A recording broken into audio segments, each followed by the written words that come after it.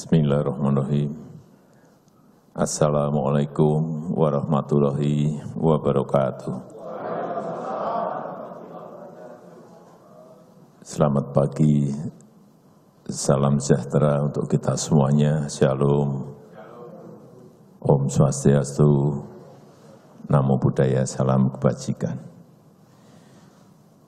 Yang saya hormati Presiden kelima Republik Indonesia, Ketua Umum Partai Demokrasi Indonesia Perjuangan,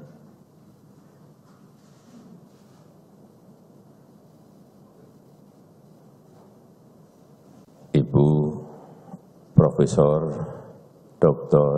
Hajah Megawati Soekarno Putri yang saya hormati. Yang saya hormati Ketua DPR RI, Ibu Puan Maharani,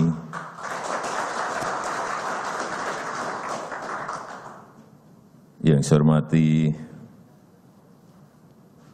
Sekjen PDI Perjuangan beserta seluruh fungsionaris DPP,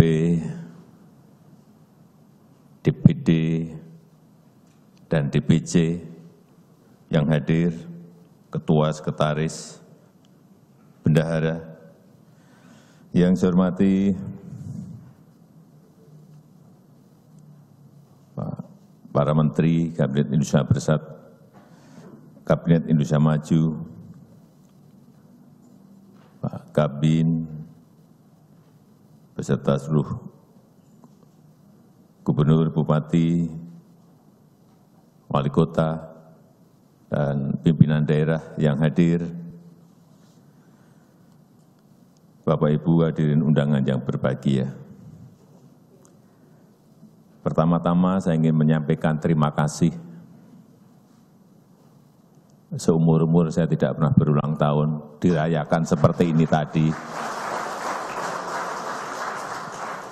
Tetapi juga hari ini kita tahu adalah Haulnya Bung Karno, 21 Juni. Terima kasih Bu Mega atas tumpengan yang baru saja kita lakukan, dan betul kata Bu Mega, beliau memang hari ini, sejak saya ketemu tadi pagi, memang beliau adalah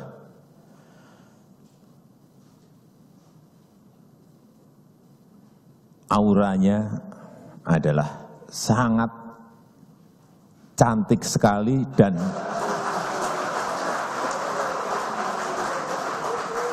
sangat karismatis.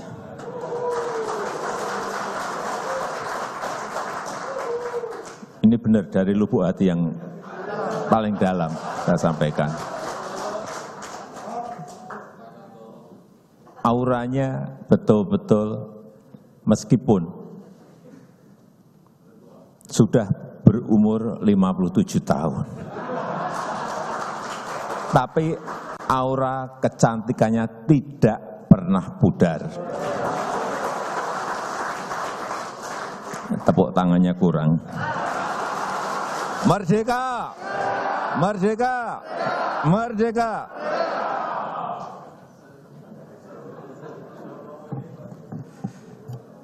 Kalau kita berbicara desa, sebagaimana tema Rakernas kedua tahun ini, saya ingat ajaran Bung Karno tentang gotong royong. Gotong royong itu satu usaha. Gotong royong itu satu amal. Gotong royong itu satu gawe. Gotong royong itu satu karya. Untuk menghasilkan sebuah karya besar.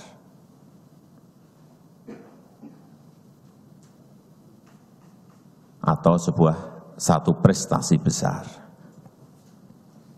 Bukanlah semua orang melakukan hal yang sama. Tetapi, kata Bung Karno, gotong royong adalah pembantingan tulang bersama. Gotong royong adalah perjuangan bantu-membantu bersama. Membangun satu kekuatan bersama. Holubis Kuntul Baris. Demikian pula dalam membangun sebuah bangsa. Bagi kita sebagai sebuah bangsa besar, kita harus bergotong royong. Masing-masing harus berperan sesuai keahliannya. Masing-masing harus berperan sesuai dengan keunggulannya.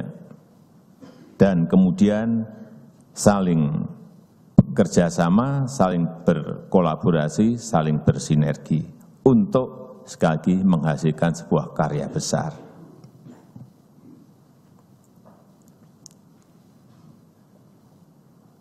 Ibu Mega, Bapak Ibu hadirin undangan yang berbahagia. Kita tahu semuanya, dunia sekarang ini penuh dengan ketidakpastian. Dunia dalam keadaan sangat-sangat sulit kalau kita tahu betul masalah yang ada sekarang ini. Dunia sekarang ini betul-betul dalam keadaan yang tidak mudah. Beberapa krisis pernah kita alami, tetapi ini bertubi-tubi krisisnya. Krisis karena pandemi, mau pulih kemudian ada perang, kemudian masuk merembet kemana-mana. Seperti yang disampaikan Ibu Mega tadi, masuk ke krisis pangan, masuk ke krisis energi, masuk ke krisis keuangan. Kalau kita semakin tahu, semakin ngeri. Angka-angkanya saya diberi tahu, ngeri kita. Bank Dunia menyampaikan, IMF menyampaikan, UN, PBB menyampaikan.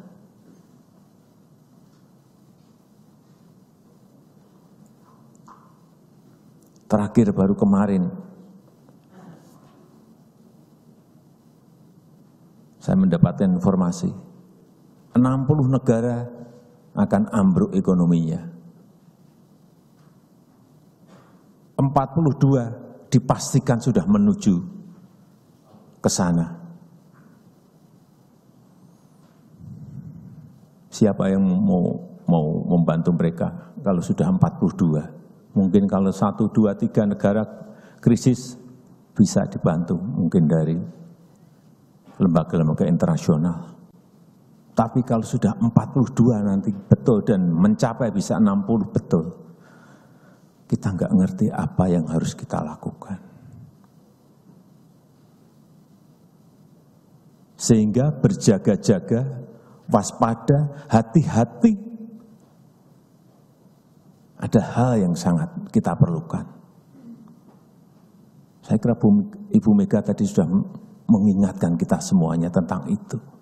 Hati-hati mengenai ini. Ini kita tidak berada pada posisi normal.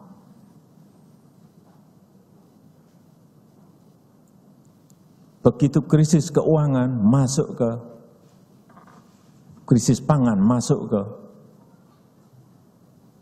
krisis energi, mengerikan. Saya kira kita tahu semuanya. Udah 1, 2, 3 negara yang mengalami itu. Tidak punya cadangan devisa, tidak bisa beli BBM. Tidak punya cadangan devisa, tidak bisa beli pangan, tidak bisa import pangan. Karena pangannya, energinya import semuanya.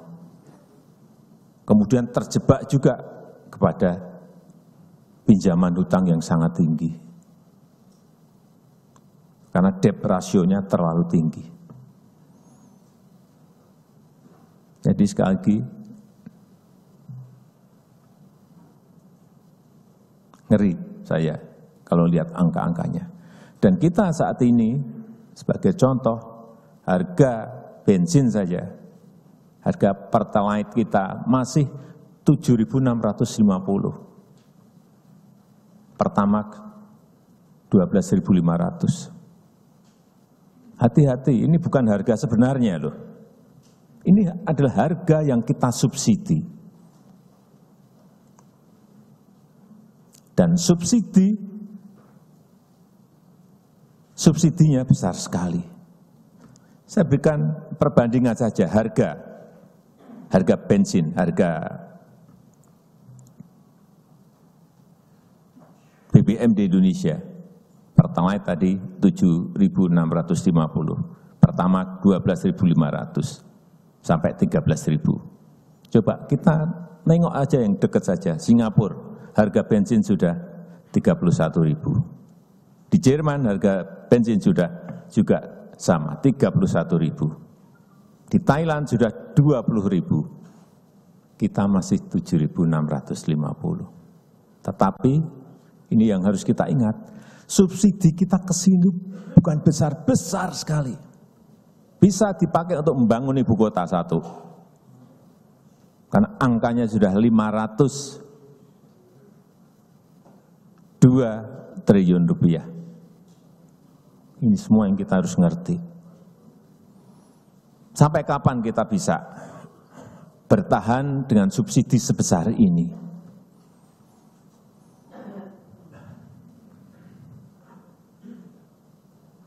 Kalau kita nggak ngerti angka-angka, kita nggak merasakan betapa sangat beratnya persoalan saat ini.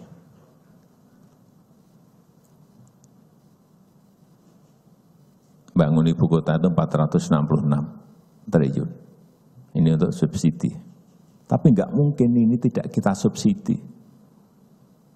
Akan rame kita juga.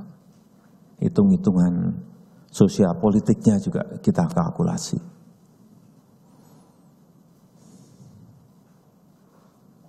Jadi ini yang rakyat harus juga diberitahu bahwa ada kondisi global yang sangat berat.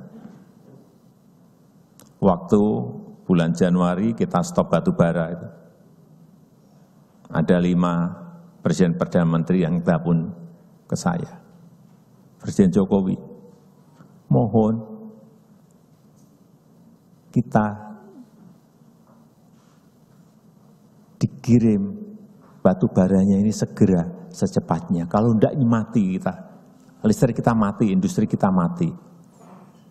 Kita menjadi tahu kekuatan kita itu ada di mana.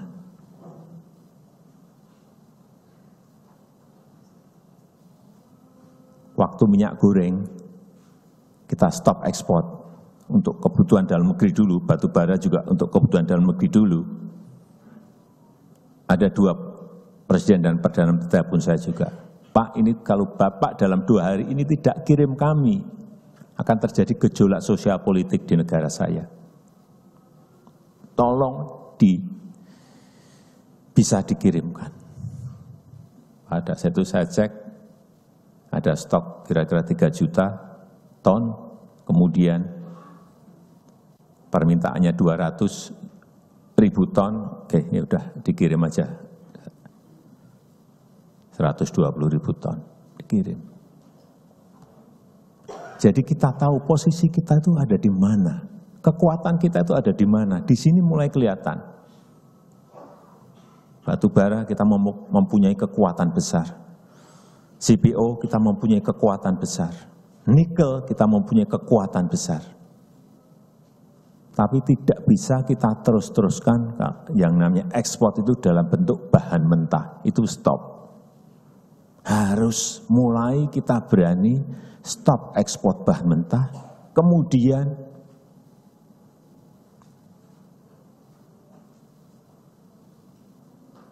kita buat barang jadi, ada industrialisasi, ada hilirisasi di situ. Itulah sebetulnya kekuatan besar kita, sehingga nilai tambah itu ada di dalam negeri. Lapangan kerja itu ada di dalam negeri. Kalau kita kirim bahan mentah yang dapat nilai tambah negara lain, yang dapat lapangan pekerjaan negara lain, yang dapat pajak juga negara lain. Kalau industrinya ada di sini, PPh dapat kita, PPh badan, PPh karyawan, PPh perorangan, PPh badan dapat, pajak dapat, biaya ekspor dapat, biaya keluar dapat. Besar sekali yang kita dapat.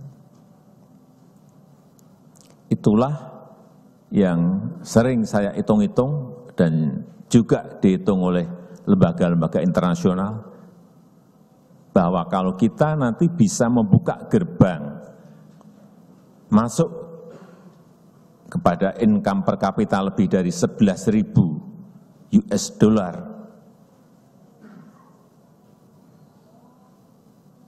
semoga sudah bisa ke sana di 2030, artinya gerbang itu sudah bisa kita buka. Kuncinya menurut saya fondasinya infrastruktur, fondasinya pembangunan sumber daya manusia, ini yang sulit. Kemudian yang ketiga tadi, hilirisasi, stop ekspor bahan mentah keluar dan kita jadikan barang jadi atau setengah jadi di dalam negeri. Arahnya ke depan harus ke sana. Dan kita sekarang ini memiliki kemampuan itu. Sudah kita coba di nikel stop. Tahun ini kita akan stop lagi, bauxit stop. Semuanya dikerjakan di dalam negeri. Dan hitung-hitungan kita di 2045,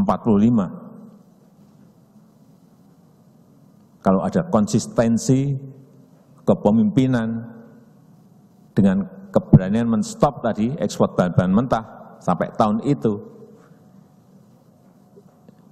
insya Allah kita sudah berada di angka 21.000 sampai 27.000 income per kapita kita. Betul-betul kita sudah berada pada posisi di negara maju. Tapi tantangannya sekali lagi tidak mudah, terutama pembangunan sumber daya manusia. Kembali, jadi tanpa gotong royong, kita akan kesulitan menghadapi kompetisi global. Dan kompetisi saat ini terjadi hampir di semua sektor dari hulu sampai hilir. Tidak hanya berkompetisi di bidang ekonomi, di bidang bisnis, tapi juga SDM di bidang sains dan teknologi. Dan termasuk yang kita alami sekarang ini, kompetisi dalam menghadapi krisis pangan maupun krisis energi global. Oleh sebab itu, kita harus bergotong royong membangun kemandirian pangan, berdikari di urusan pangan. Kedaulatan pangan, ketahanan pangan betul-betul harus menjadi konsentrasi kita, fokus kita ke depan. Dan setiap daerah harus memiliki keunggulan pangan masing-masing sesuai dengan karakteristik tanahnya dan kondisi masyarakatnya dan sesuai dengan tradisi makan warganya. Jangan dipaksa-paksa, karena memang setiap daerah itu memiliki karakter yang berbeda-beda. Papua misalnya, tanahnya cocok untuk menanam sagu. Tradisi makanan pokoknya juga sagu. Jangan kita paksa-paksa untuk makan padi, makan beras, dan kita paksa-paksa untuk menanam padi, untuk makan nasi. Jangan kita paksa untuk keluar dari kekuatannya, dari karakternya. Apalagi kalau kita tahu, sagu itu justru makanan yang paling sehat. Karena gluten free. Tidak mengandung gluten, tidak mengandung gula. Ini nanti yang akan dikejar oleh negara-negara lain, hal-hal yang seperti ini, yang kita sering lupa, termasuk porang. Kenapa dikejar? Karena di situ juga sangat rendah gulanya, makanan sangat sehat. Lalu di NTT misalnya, tanahnya bagus untuk sorghum dan jagung. Ya sekali lagi, jangan dipaksa-paksa untuk menanam padi dan diajak untuk beralih ke makan nasi. Baru kita dari NTT di Waingapu kita coba nanam jagung dan nanam sorghum atau cantel. Apa yang kita lihat?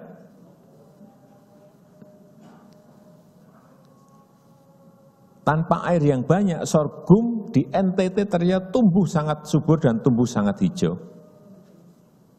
Ternyata sebelumnya memang warga di NTT itu nanamnya sorghum atau cantel. Tapi bergeser ke beras. Disinilah kekeliruannya. Sehingga ini kita akan menanam besar-besaran di NTT sorghum. Dan sudah kita coba 40 hektar di Waingapu.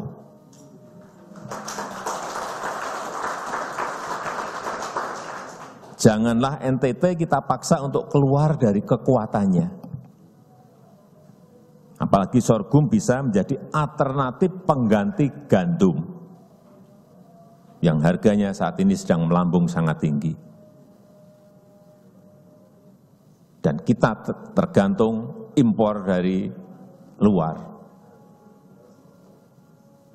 Begitu perang, sekarang sorghum naiknya sampai di atas 30%. Import kita, gandum sekarang ini 11 juta ton. Sangat besar sekali. Ini yang harus mulai dipikirkan. Dan saya berterima kasih kepada Ibu Mega, BRIN sekarang diarahkan kepada research, penelitian, hal-hal yang berkaitan dengan pangan. Arahnya ke depan benar. Benar memang harus ke sana. Dan kita juga harus ingat, yang kita gelontorkan ke desa itu, duitnya juga bukan duit yang kecil. Dana desa yang telah kita gelontorkan sampai nanti tahun ini 2022 berada di angka 468 triliun. Besar sekali. Belum pernah dalam sejarah desa kita gelontori uang sampai 468 triliun.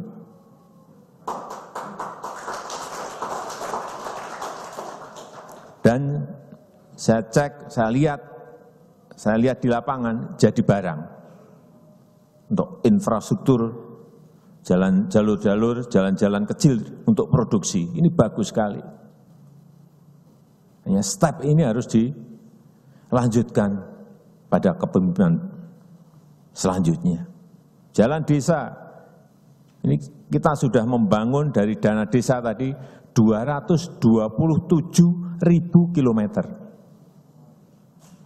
Banyak yang menyampaikan 227.000 kilometer, panjang sekali loh Pak. Apa iya sih segitu? Oh, itu data yang ngawur. Banyak yang menyampaikan seperti itu. Saya sampaikan, desa kita itu 75.000. 75.000 desa. 74.800 kira-kira. 75.000 desa. Kalau hanya bangun 227, artinya satu desa kan hanya 3 kilo. Orang nggak berpikir ke sana. Wah kok panjang Pak, nggak mungkin gimana? Oh, satu desanya 3 kilo kok. Embung 4.500 unit. Ini kecil-kecil, tapi langsung manfaatnya dirasakan oleh rakyat. Inilah dana desa yang telah digelontorkan tadi sebesar 468 triliun. Kembali lagi, jadi kalau masing-masing daerah bergerak sesuai dengan kekuatan dan karakternya, kita akan bisa betul-betul membangun kekuatan besar di sektor pangan. Produksi akan melimpah. Dan diversifikasi pangan bisa dipertahankan. Inilah kekuatan besar bangsa kita. di rakyat harus terus diajak berproduksi. Ini baru kita desain siapa yang mengambil, siapa yang membeli. Ini baru kita desain. Bisa RNI, bisa Bulog, tetapi harus negara harus ambil produksinya. Entah dibuat stok dalam jangka panjang atau kalau memang hitungan kita siap ya ekspor, artinya membantu negara lain.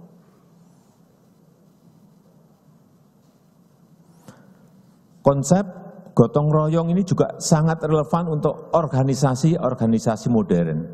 Setiap unit kerja mempunyai fungsi dan kompetensi masing-masing, tetapi bekerja sama untuk mencapai tujuan yang telah ditetapkan. Itulah gotong royong. Saya yakin di organisasi partai politik pun juga begitu. Sama. Masing-masing kader pasti mempunyai keunggulan masing-masing.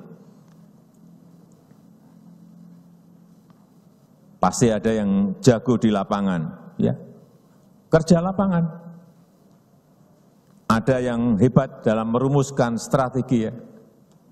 Rumuskan strateginya seperti apa. Ada yang kuat di legislatif, ada yang kuat di eksekutif. Dan masing-masing bertugas sesuai dengan keunggulannya masing-masing.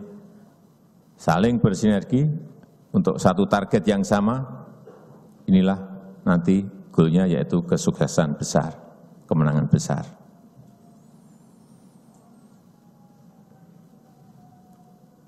Itulah saya kira strategi Indonesia ke depan dalam memenangkan kompetisi. Strateginya adalah gotong royong.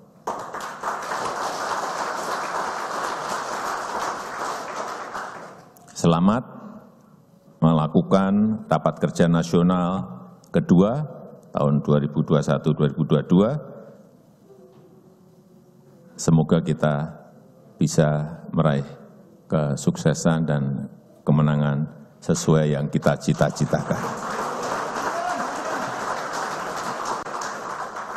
Dengan mengucap Bismillahirrahmanirrahim, pada siang hari ini rapat kerja kedua PDI Perjuangan tahun 2021-2022 secara resmi saya buka. Terima kasih. Wassalamualaikum warahmatullahi wabarakatuh. Om Santi Santi Santi Om. Merdeka! Merdeka! Merdeka! Kita beri sambutan tepuk tangan yang meriah.